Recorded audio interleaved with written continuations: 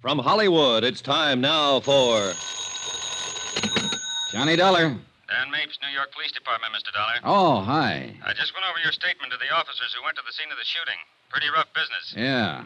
How's the girl? She hasn't regained consciousness. We've got to get on with this, Dollar. There's some questions I want to ask you. Sure. Glad to do what I can. Where can I meet you? What's the matter with right here at headquarters? Okay. Say in about an hour? Make it a half an hour. I said I want to get on with the case. Oh. Room 212, Sergeant Daniel Mapes. Okay, Sergeant. I'll be there.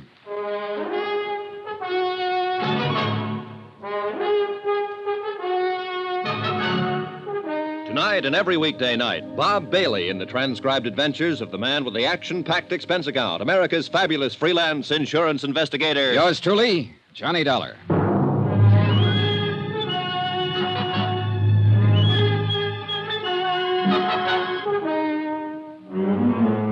Expense account submitted by Special Investigator Johnny Dollar to Four State Insurance Company, Wilmington, Delaware. The following is an accounting of expenditures during my investigation of the Todd matter, a burglary that occurred 6 months ago, but the murder try occurred only a few hours ago. Expense account item 6, $16.40, one telegram. From me to Chief Investigator Don Freed, Four State Insurance. I explained events up to date and requested that Freed contact their New York office and employ counsel for me in the event the New York police chose to hold me as a material witness in the shooting of Gloria Tierney. We aren't going to hold you. Why should we? I don't know. Why should you? Sit down. Take it easy. Okay, thanks. So, you're a freelance insurance investigator. Yeah, that's right. Working for Four State out of Wilmington, huh? That's right. Okay. Suppose you give it to me. Well, you got it right in front of you there in that report. I told it to the investigating officers right after the shooting last night. Now you tell it to me. All right. I made an appointment to meet this girl. She called me about 12 o'clock midnight, and I went on over to her apartment. She wasn't around when I got there, so I waited and talked to her landlady. A few minutes later, I saw her coming across the street. I went over to meet her because she looked like she'd been hurt or something. I walked her back across the street. Somebody pulled up in a car just as we got to the curbing. Says here, Black Caddy, 1955 Coupe de Ville. Yeah, I didn't pay too much attention. What was the license number? Couldn't tell. It was blacked out. Okay, go on. There was a man in it. I didn't see his face. Didn't even notice him, really. He just started shooting. The girl was hit 3 times. I was trying to help her, and he got away. Well, what else? That's it. Okay. Tell me why you were in here yesterday afternoon checking to see if this Gloria Tierney had a record. I was about to contact her. I wanted to know if she'd ever been in trouble. Now tell me what you're working on. The Todd case. Todd? Yeah, a burglary out in Long Island about 6-7 months ago. I had reason to believe the girl might be able to help me on it. Because of what? Because of her mink coat. Well, I'm glad you answered that way, Dollar. The coat's in the lab now. They're looking it over. We found it listed in our stolen property files. So far, your story is okay, but believe me, it isn't over yet. Huh? Tell me more. We know about the coat. We want to know about the girl who was wearing it. Sorry, I can't help you. We didn't have her prints on file here, but we sent them off to Washington. She's still unconscious. She's in pretty bad shape. She can't talk. You can. What's her angle? I don't know. You don't know who shot her. You didn't get the license number. You just stood there and let it happen. All you were interested in was your mink coat. Look, Is that what you're trying to tell me? I might be through trying to tell you anything, pal. Don't get smarty pants with me, Dollar. I got myself a shooting to straighten out. I'll straighten it out any way I can. What else did she have from the Todd business? You tell me. Nothing. A small diamond ring on a little finger. It's not on the stolen property list. Tell me, Dollar, did your insurance company pay off this claim? Yes, the whole thing. About $75,000. $75,000? That's right. Well, at least you got the coat back. Even if it has got 3 bullet holes in it. Maybe we'll get a line on the whole job. If she regains consciousness. Meanwhile, you can sit here and tell me about your tip. What? Who put you on to Gloria Tierney? No, I'm afraid I can't tell you that. Why not? Because I promised not to disclose any names. Oh, I can tell you this much, though. The man who told me about Gloria Tierney couldn't possibly have had anything to do with the Todd case. He was in prison when it happened. Let's have his name so I can check it. He's in Indiana now. He's got a name in Indiana. What is it? Sorry. You going to sit there and tell me he gave you a name to start with and that's all you bought? Yep. Suppose I told you I don't believe anything. And I think I'll hold you for a while until you forget about whatever deal you made with an ex-con. Well, suppose I told you that a lawyer for my insurance company is on his way down here right now just to see that I get treated right. What's funny? You insurance guys. You know what? You give me a pain. Right here. We went on like that a little while. Then I accompanied Sergeant Mapes to Gloria Tierney's apartment. A full crew of technicians were there, giving the premises a complete check. Mapes dispatched 2 sets of detectives to cover the neighborhood for possible witnesses to the shooting. Another pair began to cover the apartment house itself. I went with Mapes to talk to the manager, Mrs. Stromberg. She looked white and shaken. You remember, Mr. Dollar? Yes. Hello, Mr. Dollar. How's poor Gloria? Not very good, Mrs. Stromberg. She's still unconscious. And we're still pretty much in the dark about all this, Mrs. Stromberg. Where is she? What hospital? I'd like to go see her. Maybe there's something I can do. Best thing you can do is try to help us find out who shot her. She's at the police emergency hospital right now, Mrs. Stromberg. I'll have them phone you when she can see people. Well, thank you. Oh, what an awful thing. Well, what's it all about? Why would anyone want to shoot Gloria? We hope we can ask her that question. Right now, we're going to try to find out all we can, and maybe you can help us. Well, I hope so. What can I tell you? Where she worked, how she lived, what people she knew. Oh, dear. Yesterday, you told me you'd known her for a year. Yes, ever since she moved in. All right. Was she a nice girl? Of course she was a nice girl. Quiet, minded her own business. Where's she work at? Well, I don't know. I mean, Gloria doesn't work as far as I know. Who pays her rent? She always gave me a check. Who gave her a check? Well, I really don't know. Don't you know anything? What's the matter with you? Well, I'm trying. Mapes, why don't you go sit down? All right, I'll sit down here.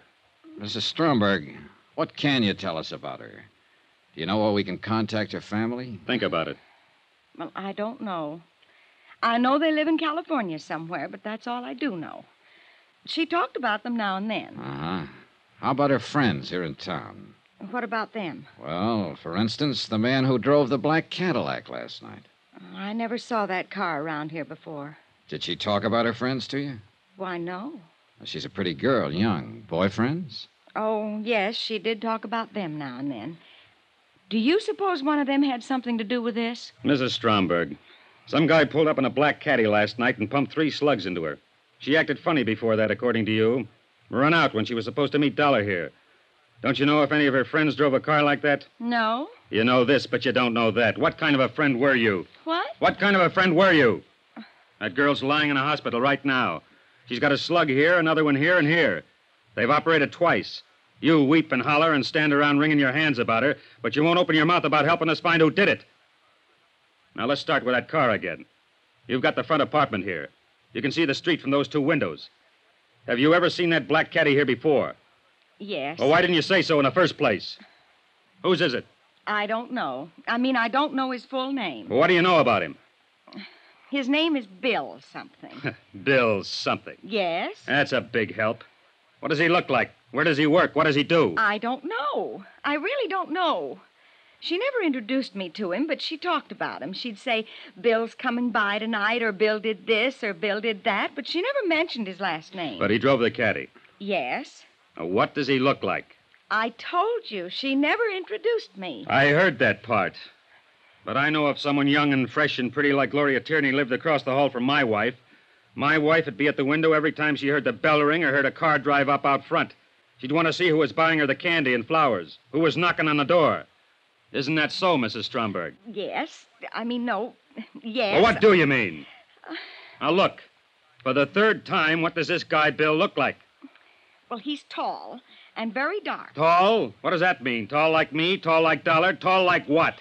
Like Mr. Dollar. How old? How'd he dress? What kind of build? Easy, Mapes. Why don't you go through that offering me to sit down part now? All right. I was wrong about you, Mapes. I admit it. Well, maybe I was kind of wrong about you, Dollar. Hardly anybody ever admits anything these days. Okay. I'm sorry I'm raising my voice, Mrs. Stromberg. But tell us about the man. All you can remember about Bill. Heavy? Light? A husky fella, and he dressed very nicely, too. What color was his hair? Dark, I think. He always wore a hat. How about his eyes? I don't know. Uh-huh. About how old would you say? Oh, 30, maybe 35. I'm not very good at ages. How often did he come here to see her? Oh, once or twice a week. Gloria's been going with him? Yes. Did she ever mention where he works or what he does? No, she never mentioned that. Do you have any idea how long she's known him? How long she's been going with him? Well, I have no idea. I just know he's been coming to see her ever since she moved in here. This, Bill. Would you say he had money, Mrs. Stromberg? Yes, I'd say so. He drove that big, expensive car and always dressed so nice. And, of course, he gave Gloria that coat. The mink coat? Yes. Oh. Do you know if he ever gave her any jewelry? I don't know. I don't think so. Gloria'd usually run across the hall and show me when he gave her something. Mostly they were small gifts, candy, and things like that, but I don't remember if he ever gave her any jewelry. Did he ever bring any friends here? I don't know. All right. Was Gloria going to marry him? Oh, she never talked about it. You sure about that? Yes, she never said, and I never asked. Why? Why not? Well, I don't know. I never asked her. I wanted to, but I never asked her. You think right away I've been a busybody watching that girl and so on. Well, yes, I watched her from time to time, and I was her friend here. But there are some things we just didn't talk about. There sure were.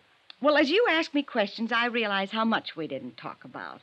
I can't tell you where she came from or where her family is or who Bill is or what she planned for the future. I just know she was a nice, decent, honest sort of a girl. Yes, we got that impression, Mrs. Stromberg. Anything you want to ask, Dollar? No. My apologies again for raising my voice. Thank you for the information, Mrs. Stromberg. Come on, Dollar. Okay. Goodbye. Goodbye. Goodbye. Well, you got it out of her. Yeah, but I don't trust her. Took too much work. Are you really as tough as you look? Sure. You're a good cop, Mapes. Thanks. I like to have somebody mention that every 5 years. Well, better get out this guy's description. Yeah. There's a hall phone right there. Uh-huh.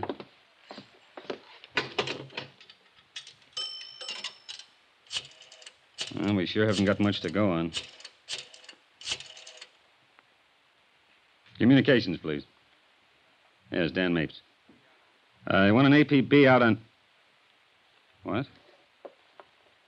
Oh, I'll give it to you later.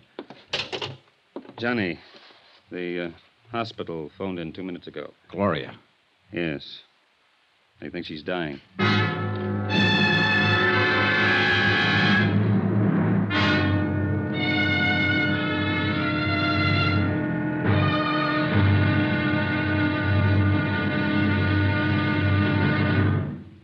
There'll be another intriguing episode in our story of the Todd matter tomorrow. Tomorrow, I take some lessons from a good policeman on how to find out what has to be found out. Join us, won't you? Yours truly, Johnny Dollar.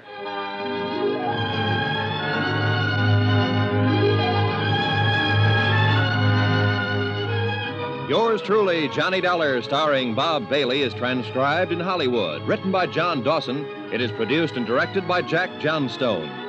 Be sure and join us tomorrow night, same time and station, for the next exciting episode of Yours truly, Johnny Dollar. Roy Rowan speaking.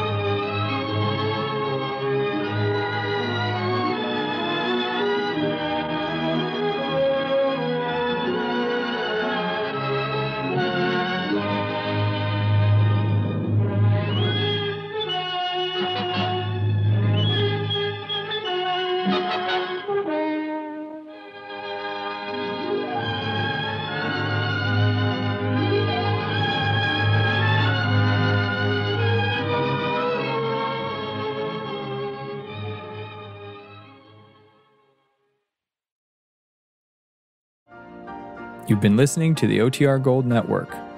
Find more classic radio at otrgold.com.